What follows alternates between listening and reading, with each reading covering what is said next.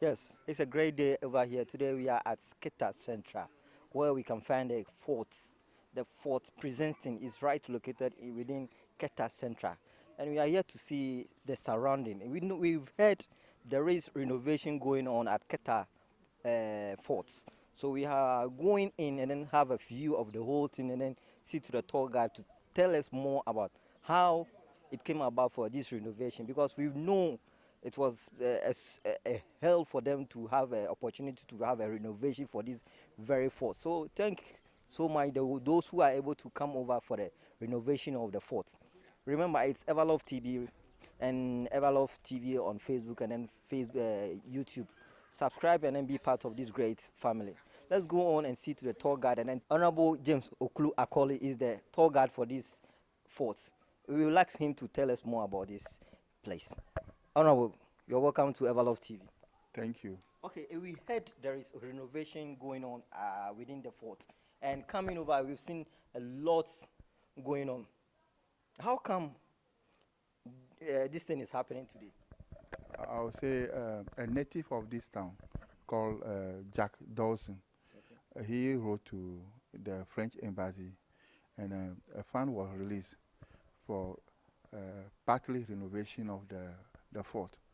As you can see, a lot have been added, painting, and then the roofing, which Yes, are I remember vividly that the last time we did a video over here, there is no fence over here. There is no, how do we call it? This building is not here. But today we've seen this this shield over here. So how come, and that's what you are trying to tell us. What more have they added to it? the shed, Mhm. and then there will be a glass casement, Okay. and then artifact and then relics of the past will be put on display for the public to see. Okay. Uh-huh. And then cannons and other things will be also be added, so that it will look more attractive to foreign tourists or local domestic uh, tourists that will be coming to the fort. Okay, let's go back a little bit. We want to know more about this fort. How come this fort is here? You know, the Danish have five in Ghana. They have the Christian Castle. It was formerly the seat of the government. It was put up by the Danish. And then the same Danish put up a fort in Azim for St. Anthony.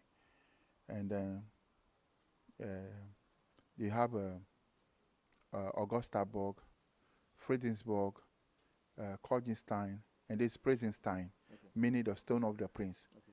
or you can call it Prince Stone. Princeton. Okay. Um, it is the only fort in the eastern side of Ghana. Okay.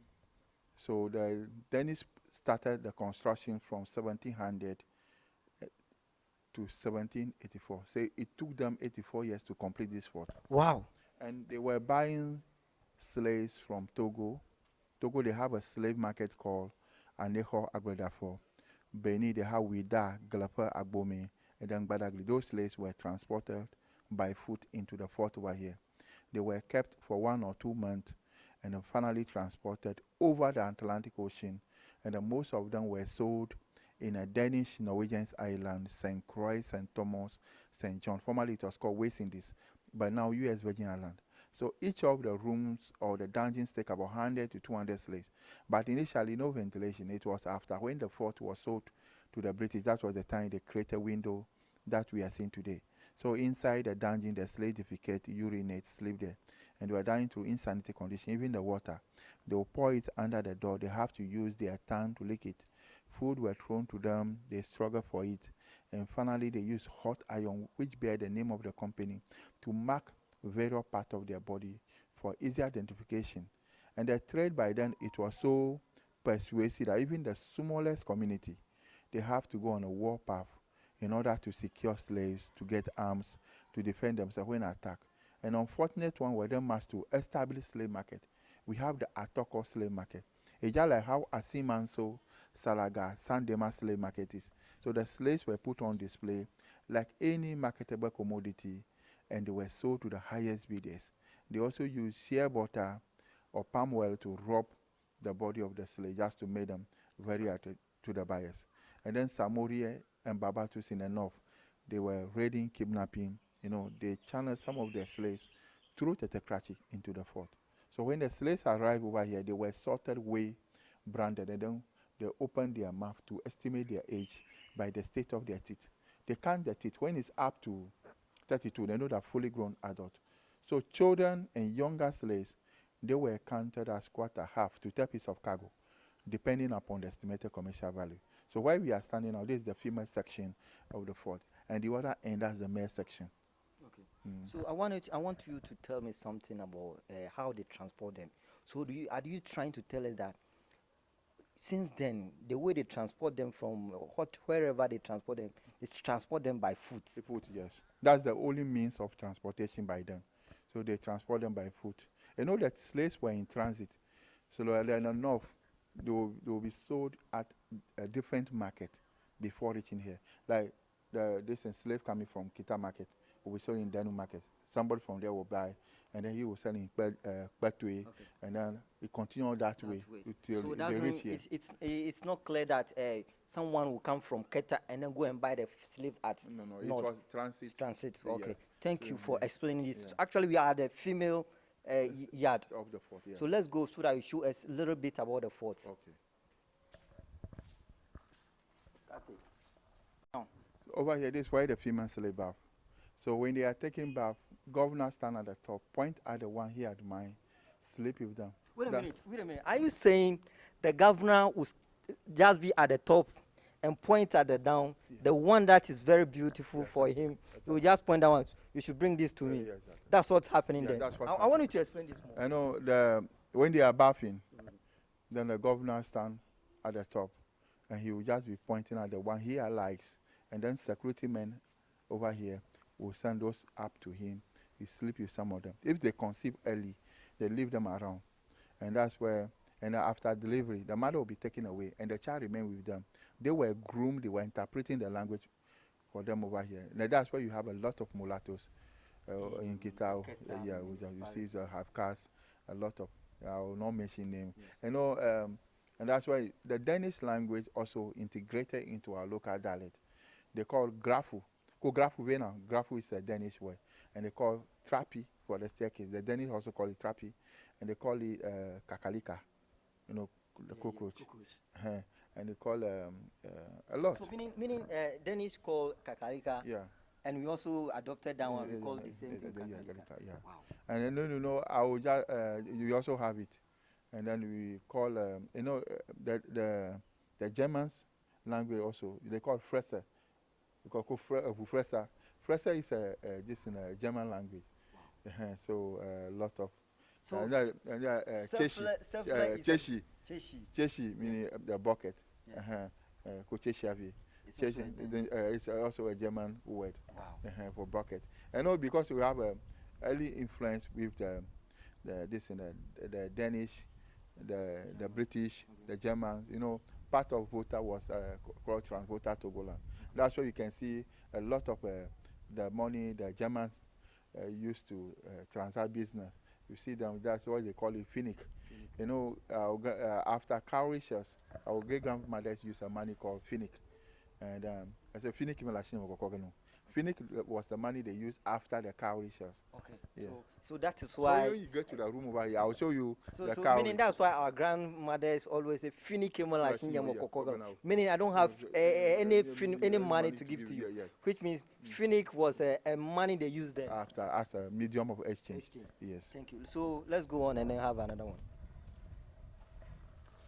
At one of the halls over here, the tour guide is right here to show us something over here. Let's come over for him to tell us what's here.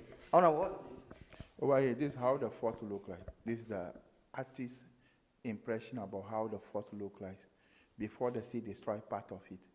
At the top over here, this is the watchtower where the security man stay to overlook the entire building. You know, slave trade was a trade by barter. They were using brandy, whiskey, mirror in exchange for slaves. Wait a minute. Are you saying mirror? Mirror, yes. They use mirror, whiskey, brandy. In exchange of slaves. In exchange of our great grandmothers So how and can great they use grandfathers. whiskey and then mirror and to exchange a human? Yeah. Hey, this is serious. Tell me more. Yeah, so after the barter trade, they use cowrie shells. The cowries were used. This one was used. So 500 of this by a female slave, and 300 of this by a male slave. The main reason that the female give birth over there, and they sell to other plantations. That's why the female were more expensive than the male slaves. Wow. Yes. So when you have a lot of this, you call it hochito. Ochito. So hochi was the money you used, so hochito. And That's why we then the call this accounts called this one CD. CD. Okay. So that's why our money was named after this. Okay. So this is what you call CD. So meaning I can't overshadow our money for them to pick their CDs. So when Kwame Nkrumah became president, and he changed our pound shilling to CD. Okay. So he changed the name to local. So this was African currency by then. Okay. So when you watch the smoking pipe, they used to smoke the tobacco. Okay. It's still over here. This one they used to smoke the tobacco. So the Phoenix I was saying. Yeah, that's it. Okay. Okay. It's the Phoenix. Okay. Okay. And then the stool was taken from our chiefs. Okay. Because they put up resistance that they will not allow them to put up the fort. So what happened? They bombarded the town. The chief was scared. Toby Dagani was scared, making our people move from here to where they are now, Agbosuma. And that's why they celebrate Keta so much. And then the people of Keta, those who left over here, spotted the governor. He was trying to escape to Grand Popo in Benin. He was captured live, and they used clay to cover him. So he became idol in the back of the Denu market. When you go there, you see some big idol over there. It contained the remains of the deputy governor who was trying to escape to that end. So meaning a deputy governor was trying to escape from here to here. So he was caught, and then they used a clay to cover him, and it's now an idol over there. Yes. Wow. Have you so try our possible best and then go over there and give you that video? Yes. So it's still over there. And then they love their ancestors too. You know, the southern sector of Ghana, we install our chiefs with stool. So when they take the stool from you, it means they distill you. Okay.